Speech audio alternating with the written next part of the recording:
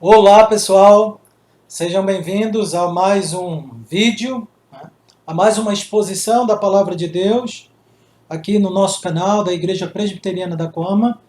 Se você ainda não se inscreveu no canal da nossa igreja, se inscreva, dê o seu joinha e acompanhe as nossas atividades, tá bom? As nossas exposições, as mensagens que estão sendo disponibilizadas em nosso canal. Hoje nós daremos sequência à nossa exposição no livro de Abacuque, cujo tema geral é do temor à fé. Ok? Hoje nós iríamos concluir este capítulo, né? Este livro, na realidade. Iríamos fazer uma exposição de todo o terceiro capítulo, mas para não perdermos algumas ênfases que precisam ser dadas, nós ainda dividiremos essa porção do capítulo 3 em pelo menos duas exposições, essa e a última, tá bom? Então essa exposição, que iria até o versículo 19, até o último versículo, ela então se deterá até o versículo 15. E aí semana que vem nós concluiremos com a famosa passagem do capítulo 3, do versículo 16 em diante, tá bom? Dito isso, queridos, vamos abrir a palavra do Senhor em Abacuque, capítulo 3, e vamos ler do versículo 1 até o versículo 19, embora a nossa exposição se concentrará até o versículo 15. Ok? Abacuque 3, versículo de 1 a 19. Diz assim a palavra do Senhor. Oração do profeta Abacuque sob a forma de canto. Tenho ouvido, ó Senhor, as tuas declarações e me sinto alarmado. Aviva a tua obra, ó Senhor, no decorrer dos anos, e no decurso dos anos faze-a conhecida. Na tua ira, lembra-te da misericórdia. Deus vem de Temã, e do monte Parã vem o santo. A sua glória cobre os céus, e a terra se enche do seu louvor. O seu resplendor é como a luz, raios brilham da sua mão, e ali está velado o seu poder. Adiante dele vai a peste, e a pestilência segue os seus passos. Ele para e faz tremer a terra, olha e sacode as nações, esmigalham-se os montes primitivos, os outeiros se abatem. Os caminhos do Senhor são eternos. Vejo as tendas de Cusã em aflição, os acampamentos da terra de Midian tremem. Acaso é contra os rios, Senhor, que estás irado? É contra os ribeiros a tua ira, ou contra o mar o teu furor? Já que andas montado nos teus cavalos, nos teus carros de vitória? Tiras a descoberto o teu arco, e farta está a tua aljava de flechas. Tu fendes a terra com rios. Os montes te veem e se contorcem. Passam torrentes de água, as profundezas do mar fazem ouvir a sua voz e levantam bem alto as suas mãos. O sol e a lua param nas suas moradas, ao resplandecer a luz das tuas flechas sibilantes, ao fulgor do relâmpago da tua lança. Na tua indignação, marchas pela terra. Na tua ira, calca aos pés as nações. Tu sais para salvamento do teu povo, para salvar o teu ungido. Feres o telhado da casa do perverso e lhe descobres todo o fundamento. Traspassas a cabeça dos guerreiros do inimigo com suas próprias lanças, os quais, como tempestade, avançam para me destruir. Regozijam-se como se estivessem para devorar o pobre às ocultas. Marcha com os teus cavalos pelo mar, pela massa de grandes águas. Ouviu, e no meu íntimo se comoveu, e o meu íntimo se comoveu. À sua voz tremeram os meus lábios. Entrou a podridão nos meus ossos, e os joelhos vacilaram, pois em silêncio devo esperar o dia da angústia, que virá contra o povo que nos acomete. Ainda que a figueira não floresça, nem haja fruto na vide, o produto da oliveira minta, e os campos não produzam mantimento, as ovelhas sejam arrebatadas do aprisco, e nos currais não haja gado. Todavia, eu me alegro no Senhor, exulto no Deus da minha salvação. O Senhor Deus é a minha fortaleza, e faz os meus pés como os da coça, e me faz andar altaneiramente ao mestre de cantos, para instrumentos de cordas. Amém. Vamos orar ao Senhor. Gracioso e bondoso Deus, tenha misericórdia de nós, ó Pai. Aplica a Tua palavra ao nosso coração. É o que nós pedimos em nome de Cristo Jesus. Amém.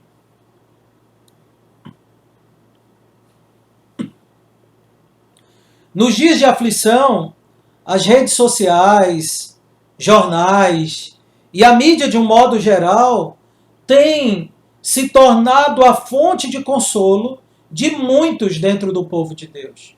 Sim, não é mais na Escritura aquela que Romanos capítulo 15, versículo 4 vai nos dizer que tudo quanto outrora foi escrito para nossa consolação, para que por meio da Escritura nós tivéssemos esperança. Mas não é assim que tem se percebido na prática. Infelizmente, muitos dentre o povo de Deus buscam consolo, paz e conforto nas notícias que estão sendo sempre divulgadas nas mídias, nas redes sociais de um modo geral. Sempre estamos indo a esses canais na esperança de que venha uma notícia que seja boa. Que nesse contexto particular de pandemia, diga, olha, a cura foi encontrada, uma forma de prevenir contra a infecção foi encontrada, já há uma vacina disponível. E se nós encontramos alguma notícia nesse sentido, nós nos alegramos. Há esperança. Agora eu posso ficar sossegado. Mas isto está correto?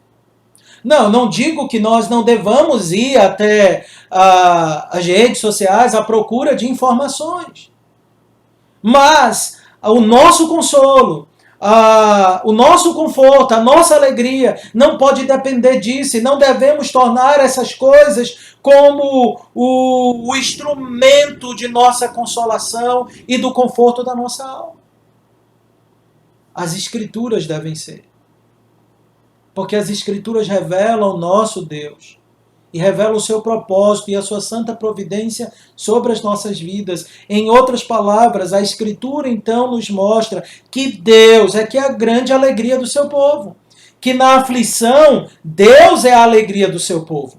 Que na aflição, Deus é o consolo do seu povo. Ok?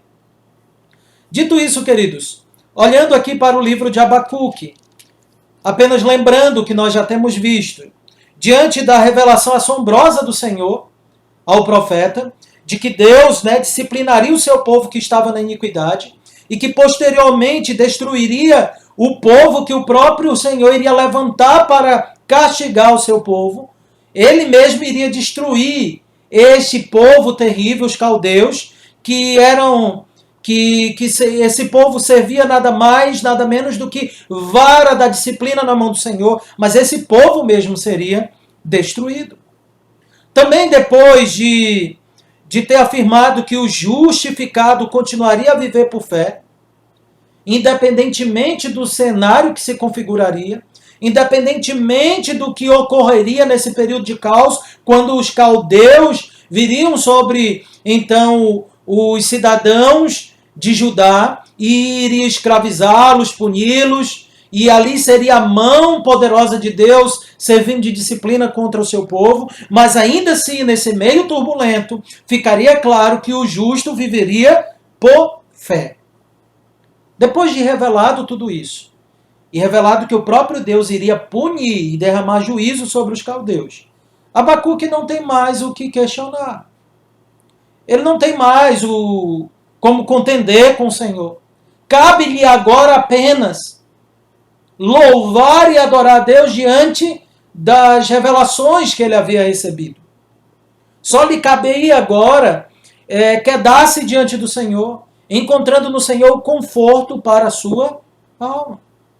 Caberia agora a Abacuque entender que na aflição Deus é a alegria do seu povo. Ok? E aí no verso 1, nós lemos, né, acerca do propósito mesmo desse capítulo. Veja, o verso 1 diz, a oração do profeta Abacuque sob a forma de canto. E no final do livro, no versículo 19, a última parte diz, ao mestre de canto para instrumentos de cordas. Essa oração ela tem uma estrutura de um salmo. Muitos salmos eram orações para ser cantado pelo povo de Deus. Ok? Então, esta poesia que nós iremos expor aqui hoje e no próximo domingo, ela foi dada para o povo de Deus cantar. Servia como uma canção para ser entoada nos ardorosos e angustiosos dias do cativeiro. E serve para cantarmos também, para meditarmos no que está sendo escrito aqui, para também louvarmos ao Senhor nos dias de nossas aflições. Palmer Robertson afirmou, essa oração indica que o profeta agora não tem nenhuma outra causa a apresentar. Ele advogou sua causa, concluiu seu diálogo com o Todo-Poderoso. Agora lidera o povo de Deus à aceitação das ordens justas e misericordiosas que o Senhor lhe revelara. Ele reflete a sabedoria cuja origem estava na confrontação com a vontade de Deus. Então esse aqui é o fato. Essa oração e cântico tem algumas verdades para o povo de Deus confiar e se alegrar em Deus no dia da aflição. Ok? Então, por que na aflição Deus é a alegria do seu povo? Veja que é exatamente para isso que esta oração ela nos foi aqui revelada.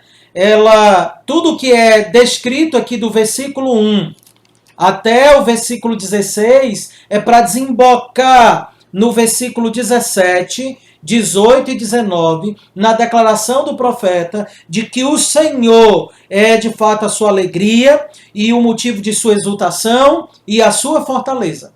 Por isso o tema nosso, né, na aflição, Deus é a alegria do seu povo, ok? Mas hoje nós nos concentraremos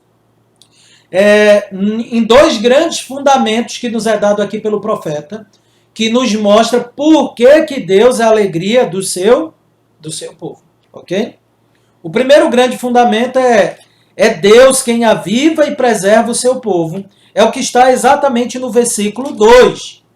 Tenho ouvido, ó Senhor, as tuas declarações e me sinto alarmado. Aviva a tua obra, ó Senhor, no decorrer dos anos, e no decurso dos anos faze-a conhecida.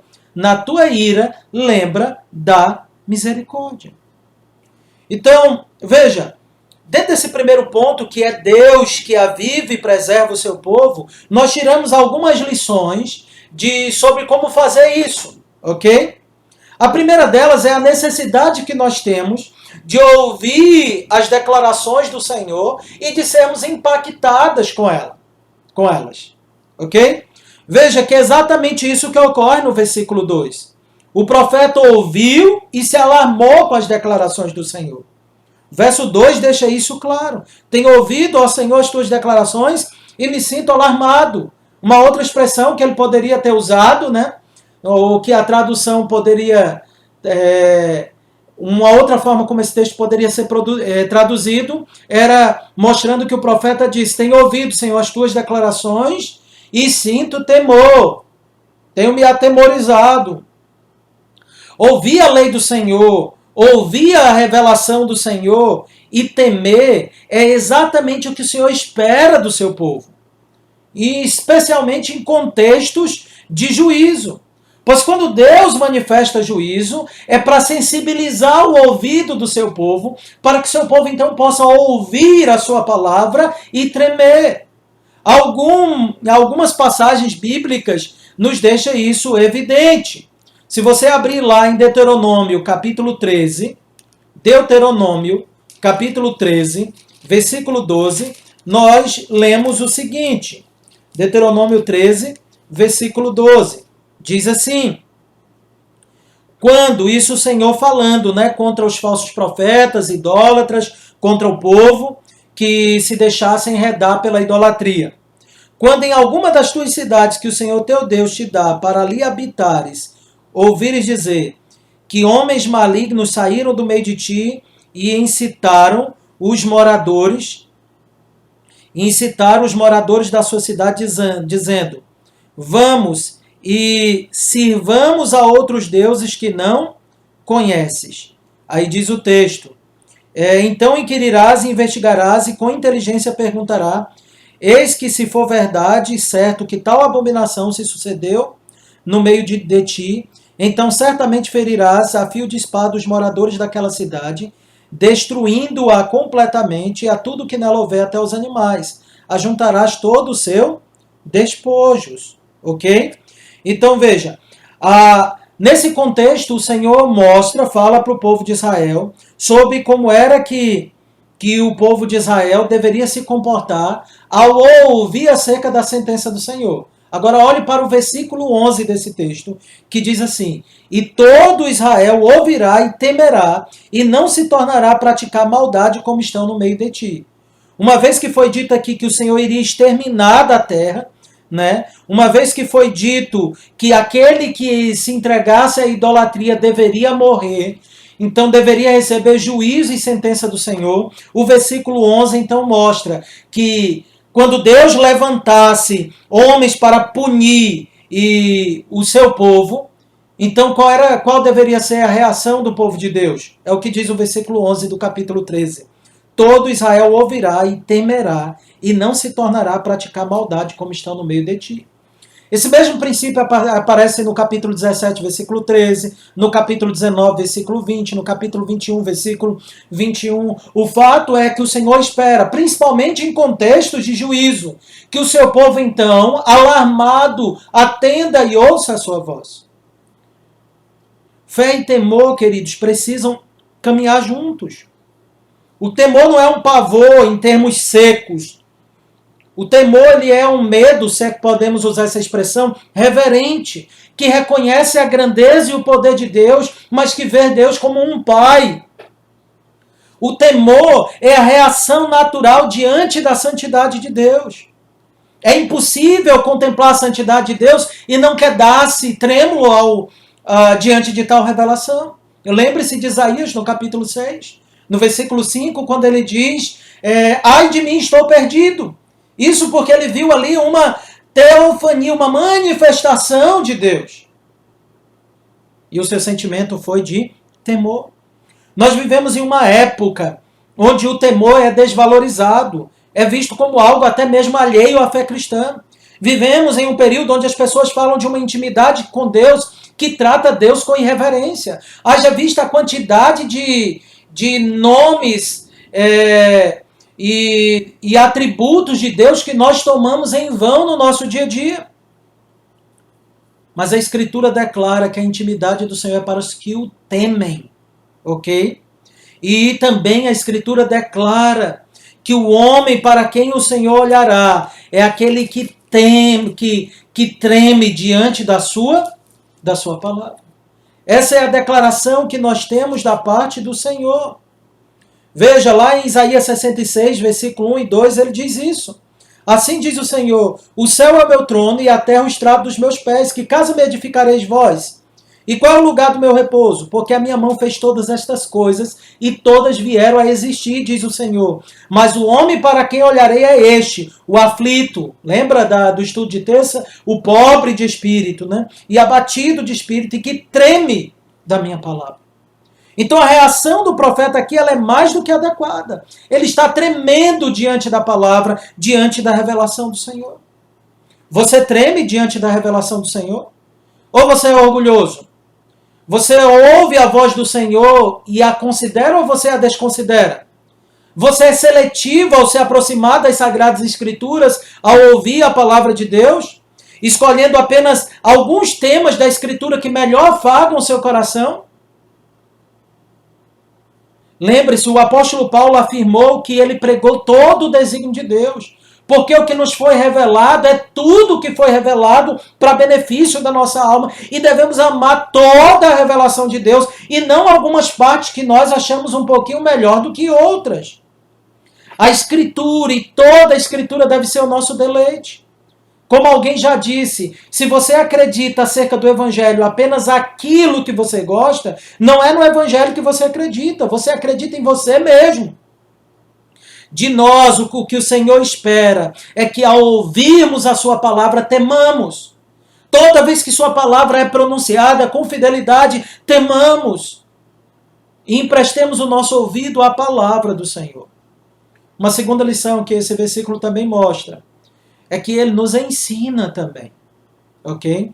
Ao nos mostrar que Deus é quem aviva e preserva o seu povo, nós aprendemos que precisamos aprender a ouvir e ser impactado com as declarações do Senhor, e também que devemos desejar e ansiar por avivamento. Então, diante da aflição, no momento da aflição, é isso que nos é importante. Eu preciso ouvir a palavra do Senhor e estar sensível ao que o Senhor diz. E eu preciso também clamar para que nesses momentos de aflição, o Senhor avive a sua obra e avive o seu povo. O verso 2 ainda diz isso. Aviva a tua obra, ó Senhor, no decorrer dos anos. A segunda petição é que o Senhor avive o seu povo e a sua obra. Alguns pontuam que a oração de Abacuque, né, para que o Senhor avive a obra, essa expressão obra na oração de Abacuque, refere-se à porção anterior. Em outras palavras, era como se Abacuque estivesse dizendo o seguinte, que ele ouviu as declarações do Senhor e temeu a sua obra. Isso realmente faz sentido. Mas também faz sentido a nossa tradução, do jeito que está aqui, dizendo para o Senhor avivar a obra dele. Na primeira tradução seria, tenho ouvido ao Senhor as tuas declarações e me sinto alarmado com a tua obra. Seria essa a tradução. E aí o pedido aqui não seria para o Senhor avivar a obra dele, mas seria para avivar o povo dele. Aviva, Senhor. Aviva o Senhor no decorrer dos anos. Né? Quais as implicações disso? Se a obra for uma referência ao que Deus iria fazer e estiver conectado com as linhas anteriores, então o que ou quem Abacuque está pedindo para avivar? No contexto, nós lemos que Deus disse lá em Abacuque 2, versículo 4, que o justo viveria por fé. Então quem é que viveria dentro do contexto de Abacuque? O justo. Então, nesse sentido, o que Abacuque estava dizendo é que ao contemplar a obra do Senhor, ele ficou alarmado e a sua oração era para que Deus, de fato, avivasse aquele que Deus disse que viveria por fé. Ok? Nesse ponto, Palmer Robertson ainda pontua, entre o tempo do castigo de Deus sobre o seu próprio povo e a vinda do juízo final sobre os seus inimigos, a súplica deve subir ao Senhor para manter sua palavra e sustentar a vida do crente. Faze-o viver, suplica o profeta. Conquanto o pronome, o anexado ao verbo, seja tomado como uma referência mais abstratamente a Israel, como aquele a quem Deus preservaria a vida, a ligação com a máxima monumental anterior de Abacuque 2,4 sugere que é o justo pela fé a quem o Senhor preservará em vida. Faze-o aquele que crê viver. Seria isso que o Senhor estaria falando. Uma outra opção é que o profeta estivesse pedindo que a obra mesmo do Senhor fosse avivada. Que indiretamente também aplica-se ao povo de Deus, pois a obra do Senhor está intimamente relacionada à salvação do povo de Deus. Seria o mesmo que pedir para que a obra de Deus no meio do seu povo fosse avivada, ou que o povo de Deus usufruísse a graça desse avivamento sendo despertado para a maravilha e para entender a obra do Senhor. Ok? E a expressão aí no decurso dos anos refere-se a todo o período de aflição e peregrinação do povo no meio de uma nação estranha. O fato é o seguinte, queridos, fazendo algumas aplicações para as nossas vidas. Em tempo de caos, perseguição e pestilência, nós precisamos rogar ao Senhor para que a sua igreja seja avivada ou reavivada. Precisamos cantar com o salmista, lá no Salmo 85, versículo 6. Porventura não tornarás a vivificar-nos para que em ti se regozije o teu povo? Nesses momentos, o que nós devemos pedir ao Senhor, Senhor, vivifica-nos, nos dê vida. Quais as lições precisamos tirar no dia de angústia, queridos? Precisamos clamar por avivamento. Pois às vezes parece que o povo de Deus está morrendo, está minguado, fraquejando, e só o avivamento do Senhor para nos levantar. E quando Deus então levanta a perseguição ou o sofrimento, é exatamente para poder aflorar as nossas sensações que muitas vezes estão cauterizadas pelo pecado ou cauterizadas por nossos ídolos que têm tornado o nosso coração insensível muitas vezes. E aí Deus vem então com fortes pancadas para nos sensibilizar. Outra lição que ainda extraímos daqui é o desejo do Senhor de que a sua obra seja conhecida. Então, se existe algo que nós devemos orar, buscando nos alegrar no Senhor, é para que a obra de Deus seja conhecida no dia da aflição. É o que diz aí, no decurso dos anos, faze-a conhecida. Ou a obra ou o povo de Deus conhecido. Outro aspecto da oração do profeta é que ele ora para que a obra ou o povo de Deus, né, sejam conhecidos. Por que a obra ou o povo? Porque se obra estiver relacionada ao temor lá que o profeta falou, então o profeta estaria pedindo para que o seu povo fosse avivado e que o seu povo fosse conhecido. Ok?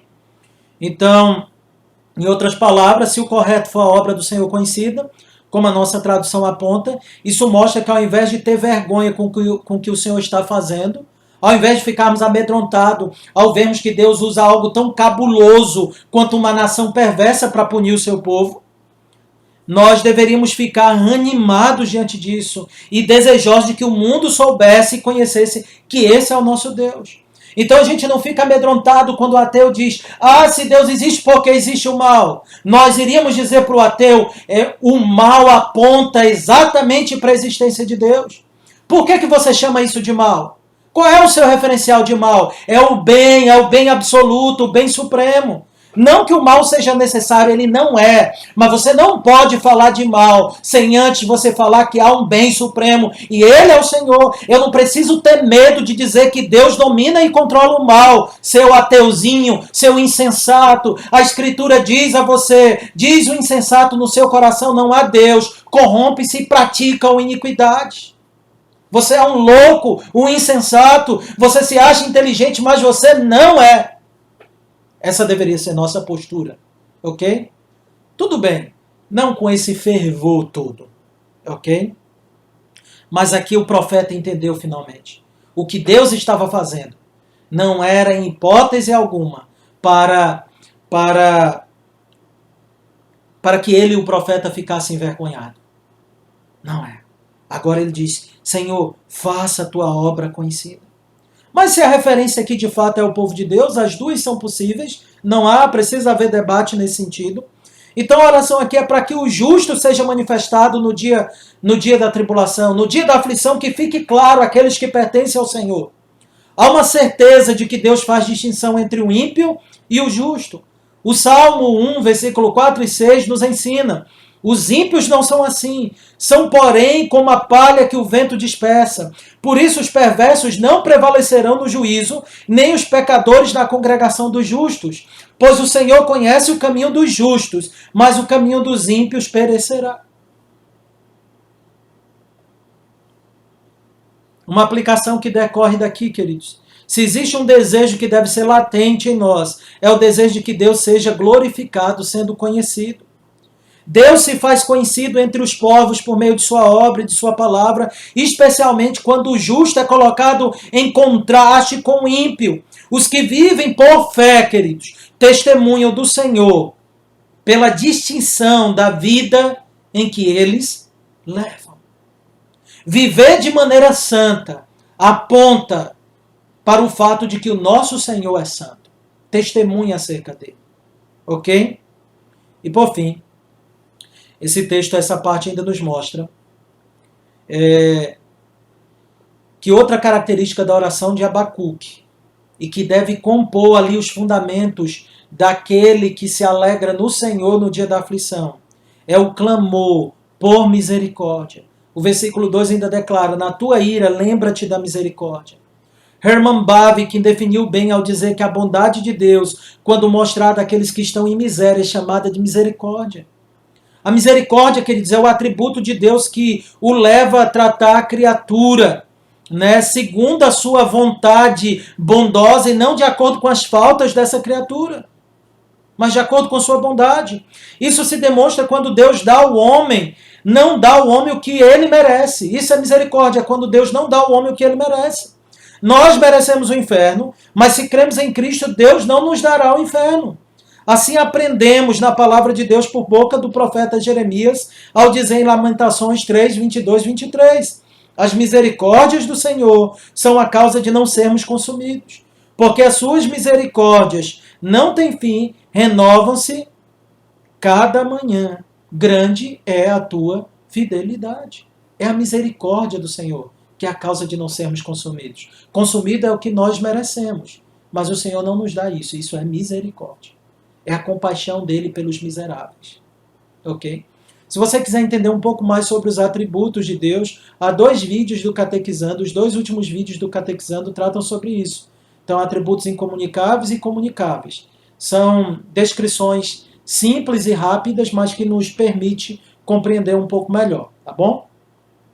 Dito isso, orar por misericórdia é uma atitude corajosa de quem reconhece a sua miséria.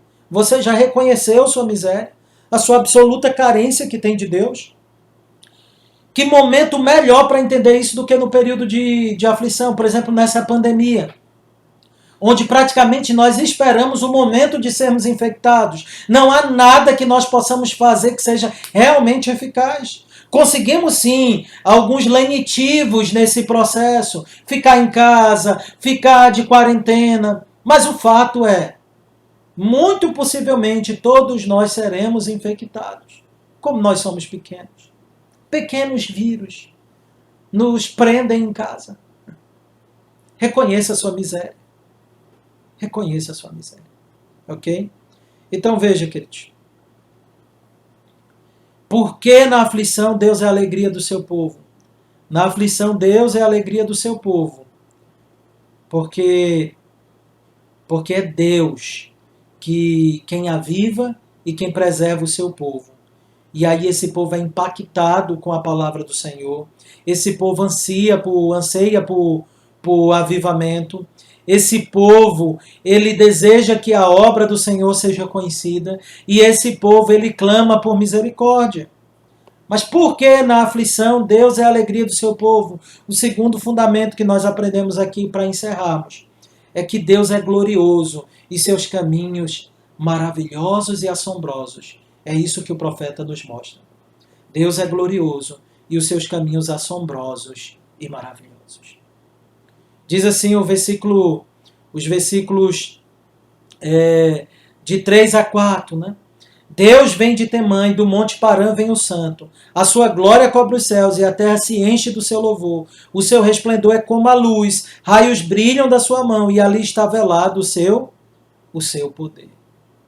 Ora, a primeira verdade que nós aprendemos então dentro dessa segunda parte é que Deus ele é glorioso. Tendo oferecido a sua petição, Palmer Robertson vai dizer que o profeta Abacuque agora volta os seus olhos para o passado e para o futuro, donde ele vê o Senhor vindo em toda a sua glória. Ele visualiza a salvação vindo no meio de um fenômeno cataclísmico associado com teofanias. O Senhor vem e o Senhor está vindo. Portanto, todo o que crê, espera pacientemente por ele, esse viverá. Então a declaração do profeta é claro aqui de Abacuque. Deus está vindo. Temã e o Monte Parã, eles designam aqui aproximadamente os limites da jornada do povo de Deus, de Israel, no deserto. Temã geralmente é associada a Edom. E ainda que também, às vezes, possa se referir ao sul, em termos mais gerais, né? Parã designa aqui a área do deserto na região do Sinai e do Egito. Enfim, seja como for, o que Abacuque está descrevendo aqui é o movimento, é Deus em movimento do Sinai até Edom e agora até Deus está descrevendo aqui o movimento de Deus do Sinai até Edom, até a posse por parte do seu povo da terra prometida. Ok? O que acontece aqui então é que em toda a trajetória do povo de Deus, em toda a trajetória do povo de Israel, Deus tem vindo, Deus tem visitado o povo, disciplinando, abençoando, cuidando, provendo para o povo tudo aquilo que é necessário. A glória do Senhor sempre foi manifesta através dos seus feitos em livrar o seu povo, de Temã a Parã, de Edom ao Sinai, do Sinai à terra prometida, de todo aquele momento até agora, Deus tem acompanhado o seu povo. E aí a declaração aqui é que, por que isso? Porque Deus é santo. O teólogo J.I. Packer, ele vai definir bem o que significa ser santo. Ele diz que a palavra significa tudo a respeito de Deus, que o coloca separado de nós e que faz dele objeto da nossa reverência, adoração e temor. Ela cobre todos os aspectos de sua grandeza transcendente e perfeição moral. E assim é um atributo de todos os seus atributos, salientando a divindade de Deus em cada ponto. Cada faceta da natureza de Deus e cada aspecto do seu caráter podem apropriadamente ser chamados de santos, precisamente porque é isso que Deus é, santo. A essência do conceito, no entanto, continua Packer, é a pureza de Deus que não pode tolerar qualquer forma de pecado e por isso impõe aos pecadores a constante autocontrição. Ok? Então veja, o fato de que Deus tem preservado e disciplinado o seu povo no decorrer da história aponta para a sua santidade, que por sua vez aponta para a sua glória. Deus é glorioso. E veja que o texto aqui mostra essa glória de Deus irradiando. Diz que sua glória cobre os céus, a terra se enche do seu louvor, o seu resplendor é como a luz, raios brilham de sua mão e ali está velado o seu poder. Deus é glorioso e a sua glória irradia, ela é intensa, ela cobre a criação. Nesse aspecto, Tiago, capítulo 1, versículo 17, disse: toda boa dádiva e todo dom perfeito são lá do alto, descendo do Pai das luzes, em quem não pode existir variação ou sombra de mudança. 1 de João, capítulo 1, versículo 5, diz: ora, a mensagem que da parte dele temos ouvidos é esta, e vos anunciamos é esta, que Deus é luz e não há nele treva nenhuma. Então ele é luz, ele é o Pai das luzes, não há treva nele, não há nenhuma treva nele. E 1 Timóteo 6,16, ainda lemos que ele habita em luz inacessível. Ele é glorioso e a sua glória irradia. Só que essa glória aqui não é a mesma que é revelada por meio de sua criação, como está lá no Salmo 19. Os céus proclamam a glória de Deus e o firmamento anuncia as obras de suas mãos. Essa glória aqui está se referindo a uma glória específica de Deus, quando em pontos cruciais da história ele salva o seu povo.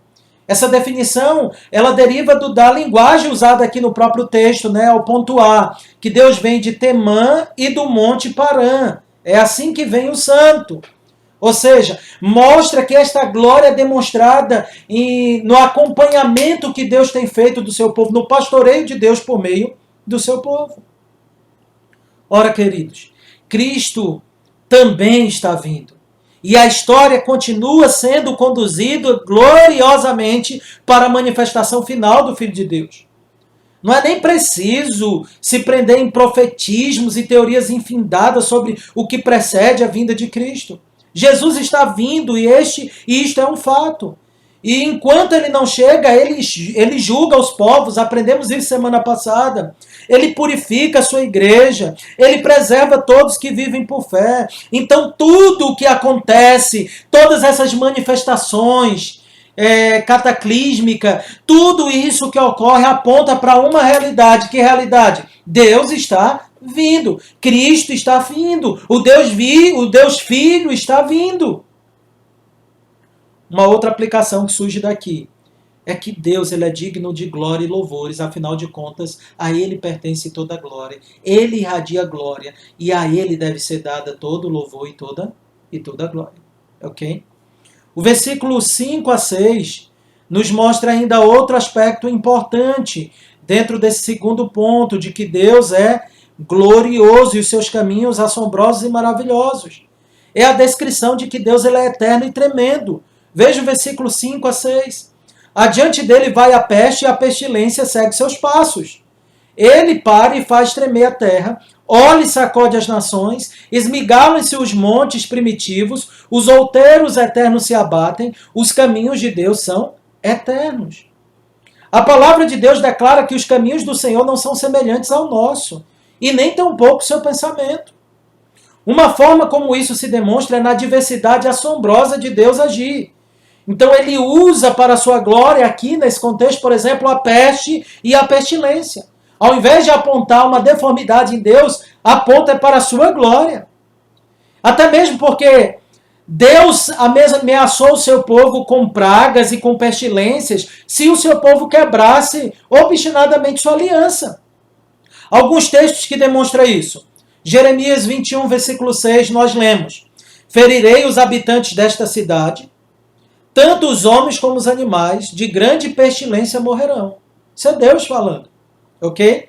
Em Levítico 26, do versículo 21 a 24, no contexto ainda da lei, do Pentateuco, lemos o Senhor dizendo o seguinte: e se andardes contrariamente para comigo e não me quiserdes ouvir, trarei sobre vós praga 7 vezes mais, segundo os vossos pecados, porque enviarei para o meio de vós as feras do campo, os quais vos desfilharão e acabarão com o vosso gado, e vos reduzirão a poucos, e os vossos caminhos se tornarão desertos. Se ainda com isto não vos corrigirdes para volverdes a mim, porém andardes contrariamente comigo, eu também serei contrário a vós outros, e eu mesmo vos ferirei 7 vezes mais por causa dos vossos pecados.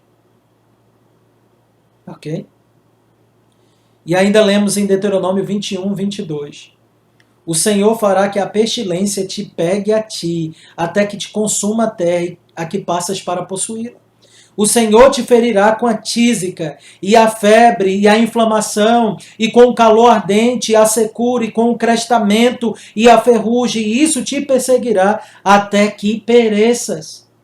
Tudo isso porque se o povo quebrasse a sua aliança. No contexto do Novo Testamento, uma vez que essa aliança é a mesma, nós vemos Deus agindo também desta maneira. Vemos ele matando Ananias e Safira no contexto da revelação neotestamentária, porque mentiram ao Senhor. Vemos ainda em 1 Coríntios 11, no contexto da ceia, Paulo falando que muitos adoeciam e até morriam por tomarem a ceia indevidamente. Vemos no contexto das igrejas em Apocalipse, Deus falando em punir uma igreja e fazer alguns membros daquela igreja que seguia uma profetisa chamada Jezabel se prostrarem em cama. Deus fez isso e Deus faz isso. Significa que toda vez que eu adoeço for um pecado que eu cometi? É óbvio que não. Não cremos nessa bobagem. Mas continuamos acreditando que sim, Deus pune os ímpios e Deus disciplina o seu povo com a pestilência em decorrência da quebra da lei. Ok? Isso mostra o como Deus ele é grandioso. Por isso ele é chamado aqui de eterno. Os teus caminhos são eternos. Em outras palavras, queridos, não há nada que possa se comparar. Os pensamentos do Senhor e os caminhos do Senhor muitas vezes são distintos dos nossos, porque eles são superiores aos nossos. Ok? Mas ainda, uma outra lição tiramos do versículo 7 ao 12. As nações e toda a criação sente o furor da ira de Deus. Veja o que diz o versículo 7 a 12. Vejo as tendas de Cusã em aflição, os acampamentos da terra de Midian tremem. Acaso é contra os rios, Senhor, que está irado? É contra os ribeiros a tua ira, ou contra o mar o teu furor? Já que andas montado nos teus cavalos, nos teus carros de vitória? Tiras a descoberto o teu arco, e farta está a tua aljava de flechas. Tu estendes a terra com os rios, e tu fendes a terra com os rios. Os montes te veem e se contorcem, passam torrentes de água, as profundezas do mar fazem ouvir a sua voz, e levantam bem alto as suas mãos. O sol e a lua param nas suas moradas, ao resplandecer a luz das tuas flechas cintilantes, ao fulgor do relâmpago da tua lança. Na tua indignação marchas pela terra, na tua ira calcas aos pés as nações. Que Deus grandioso! Veja, em contraste aqui com a temporalidade comprovada das estruturas basilares da terra, Em contraste com tudo isso, se põe a estabilidade eterna do Senhor, a sua permanência eterna. Os montes, por mais antigos que sejam, os mares e tudo o que há neles, o próprio Deus domina sobre tudo. E o profeta coloca, como disse Palmer Robertson, deliberadamente coloca o eterno em mútuo contraste aos outeiros eternos, que se curvam diante do Senhor. E não apenas isso, os mares obedecem a sua voz. Os montes mais robustos que sejam são nada diante de Deus. Embora o termo aqui, Cusã, não apareça fora de Abacuque 3,7, talvez tenha uma relação com Juízes capítulo 3, versículo de 8 a 11. Naquele contexto, Cusã surge como o primeiro opressor de Israel enviado por Deus para castigá-lo por causa de seu pecado. E a referência é que as cortinas da tenda da terra de Midian poderia ter a intenção de ecoar um aspecto aqui distinto da confrontação do Senhor com seus opressores, invasores nos dias dos midianitas no período dos juízes. Enfim, a ideia aqui é que assim como Deus usou esses povos e depois os destruiu, muito mais agora, ok? O mesmo destino terá a Babilônia. Em seguida, vemos a descrição do poder e da fúria de Deus, onde toda a criação sente. Quantas vezes, querido, a criação não já sentiu ou se sujeitou ao modo glorioso de Deus governá-la para o seu propósito? Não vemos isso desde o início. Deus criou os céus e a terra e tudo o que neles contém, criou tudo do nada. Depois fez separação entre águas e águas, entre água e parte seca. Destruiu depois o mundo com água. Depois separou os povos. Dividiu o mar vermelho no meio. Subjugou o Jordão. Fez o sol parar. Criou eclipses. Subjugou a fúria do mar. Acalmou tempestades. Quem pode suster o Senhor? E veja, por que o Senhor fez tudo isso? Para preservar o seu povo. Para cuidar da semente santa. Da mesma maneira que a criação não pode impedir Deus de salvar o seu povo, o que o profeta mostra aqui é que as nações da terra também não podem suster. Quem é que faz o mar, que toca ao fundo do mar e faz ele levantar as suas ondas como o braço? Veja, quem é que faz os tsunamis? Quem é que fende a terra? Quem é que domina a criação? É aquele que é chamado do Senhor dos Exércitos.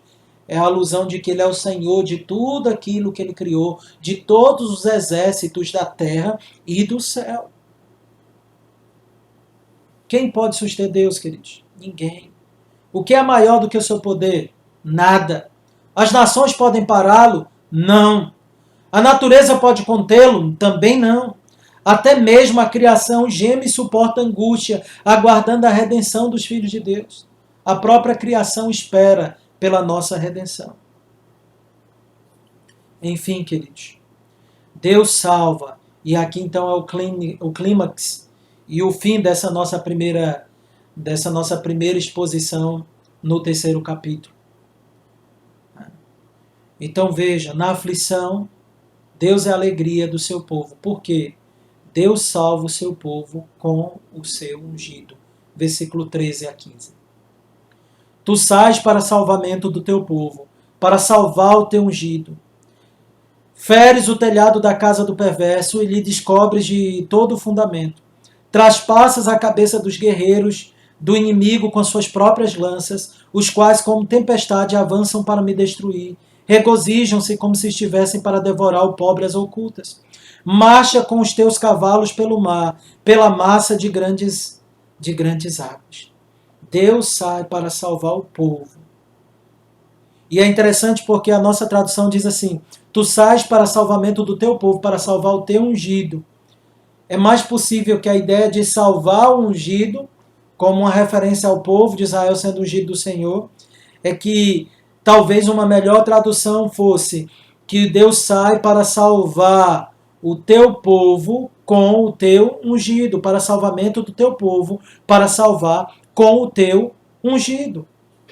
A ideia aqui que o ungido é o que acompanha, ou como um mediador de Deus para salvar o seu povo. Palmer Robinson comenta dizendo: uma explicação preferível é que o termo significa com e está apresentando o ungido de Deus como que tendo uma relação diferente para a salvação daquela do povo. A salvação divina é para o povo de Deus, mas é concretizada com o seu ungido. Em um primeiro plano, talvez esse ungido seja uma referência ao rei Ciro da Pérsia. Se você abrisse lá Isaías 45, versículo 1, você leria lá que Ciro foi colocado para salvar o povo de Deus das mãos dos babilônicos. E aí parece encaixar perfeitamente, né? Porque Deus levanta os babilônicos, e quem Deus usará para derrotar os babilônicos? Os persas. Por meio de quem? De Ciro, que é chamado lá em Isaías 45:1 de o meu ungido. Então aqui talvez seja uma referência a Ciro. Mas sem dúvidas, o ungido em todo o cânon, isto é, em toda a Escritura, aponta para o Senhor Jesus Cristo. E ele é o grande rei das nações. E se você já leu Daniel, você verá que todas as grandes nações levantadas pelo Senhor visavam preparar o cenário para a manifestação do Filho de Deus, que em Gálatas 4:4 nos é dito que ele nasceu na plenitude dos tempos. A ideia é que o tempo era como uma mulher grávida que estava para dar à luz ao Filho de Deus. Então, cada um dos povos que surgiram, eles não surgiram aleatoriamente, mas dentro do propósito divino. E aí o que nós aprendemos é que o Senhor é Ele, que o Senhor Jesus Cristo é Ele que é o Rei dos Reis e Senhor dos Senhores, e que é colocado para governar e para subjugar todas as nações. No Salmo 2 nós lemos o versículo 1 e 2, os gentios e os povos imaginando coisas vãs, e os reis da terra se levantando com seus príncipes, conspirando contra o Senhor e contra o seu ungido, querendo se ver livre de suas amarras. E aí Deus diz no versículo 6 do Salmo 2, eu, porém, constituí o meu rei sobre o meu santo monte Sião. Proclamarei o decreto do Senhor, ele me diz, tu és meu filho, eu hoje te gerei. Pede-me e eu te darei as nações por herança e as extremidades da terra por tua possessão. Com vara de ferro as regerás e a despedaçarás como um vaso de oleiro. E a resposta então a isso é que os reis da terra deveriam ser prudentes, junto com seus príncipes e juízes, e deveriam servir ao Senhor com alegria e com tremor. E aí a ordem é dada, beijai o filho para que não se irrite. Dentro em breve se lhe inflamará a ira, mas bem-aventurados todos que nele se refugiam. Esse é o grande ungido, que reinaria sobre as nações, que Israel estava esperando, e que todas as nações também deveriam se curvar diante dele, porque um dia todas as nações se curvarão diante dele. Ele é o que tem o cetro de ferro para esmagar as nações. É por meio dele que Deus salva o seu povo. Lemos lá em Apocalipse 5:9, que com sangue dele foram comprados para Deus os que procedem de toda tribo, língua, povo e nação. E é dito aqui que ele tem um cetro de ferro. E quando abrimos lá em Apocalipse 19, versículo 15, nós lemos acerca dele, que sai de sua boca uma espada afiada, para com ela ferir as nações. Ele mesmo a regerá com cetro de ferro, e pessoalmente pisa o lagar do vinho do furor da ira do Deus Todo-Poderoso. Tem no seu manto e na sua coxa um nome inscrito, Rei dos Reis e Senhor dos Senhores. É ele que domina sobre as nações, é ele que governa com seu cetro de ferro, é ele que é o mediador e salvador do povo. E isso era então isso foi então o que o próprio Abacuque finalmente conseguiu entender, que no meio daquele caos todos, Deus estava reinando através daqueles povos. A linguagem usada por Abacuque também dá a entender a isso. Depois você pode ler com calma os versículos 3 até o versículo 15, e você percebe que Abacuque muitas vezes aqui, ele fala do que os caldeus fariam como o próprio Deus fazendo. Veja, é dito aqui apenas à guisa de exemplo, né? Que o Senhor anda montado nos teus cavalos, nos carros de vitória. Sabemos que Deus não tem carro e nem cavalo. Mas isso aqui é Abacuque mostrando que por meio do agir daquelas nações, é o próprio Deus governando e guiando tudo. E ele está preservando o seu povo por meio de quem? Do seu Messias, do seu ungido. É o que significa a palavra ungido. Messias, que é a palavra hebraica Mexia, que é ungido, da tradução para o português, ungido, que é também o equivalente à palavra Cristo no Novo Testamento. Cristo, Messias e ungido é a mesma coisa. E Jesus Cristo é esse ungido. Ok? Por meio dele, Deus está salvando o seu povo. Salvamento do teu povo para salvar com o teu ungido. A história tem um fim.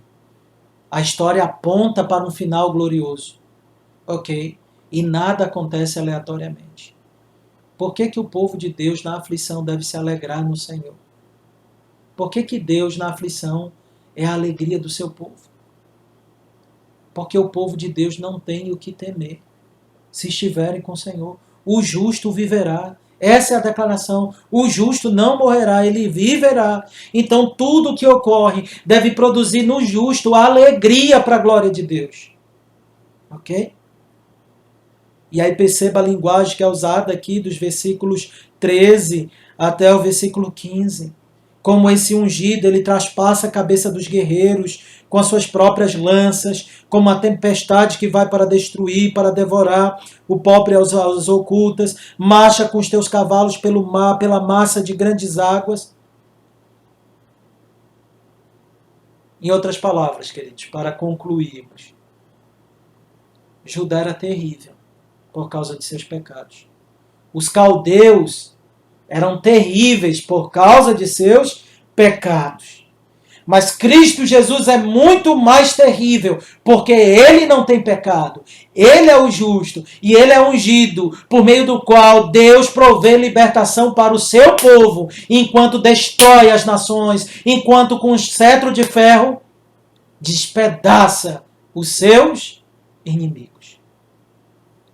Ah, queridos, na aflição, Deus é a fortaleza e a alegria do seu povo. Veremos então esse aspecto da alegria e do consolo, que significa isso, na próxima semana. Mas aqui estão dois grandes fundamentos lançados para nós. É Deus quem preserva e aviva o povo. E é Deus também, e deve ser fonte de alegria para o seu povo, porque ele é glorioso e os seus caminhos são assombrosos. E isso tem várias implicações para nós. Dentre elas é que ele liberta o seu povo por meio do seu ungido, enquanto destrói as nações e os ímpios. Como é que isso se relaciona conosco nos nossos dias? Deus continua, então, julgando e trabalhando as nações? Já vimos isso semana passada. É claro que sim.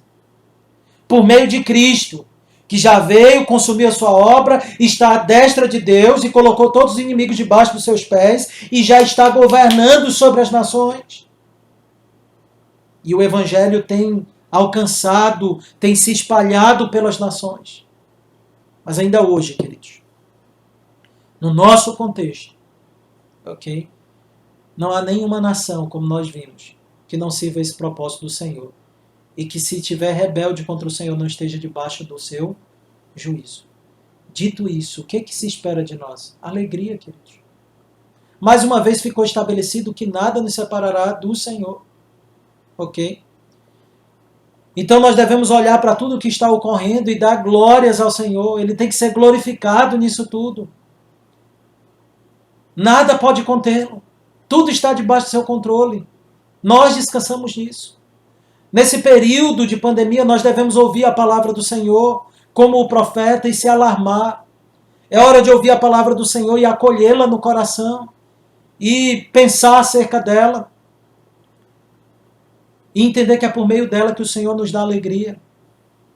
Devemos, então, não apenas ficarmos alarmados diante dessas declarações da palavra do Senhor, mas devemos mais do que isso também.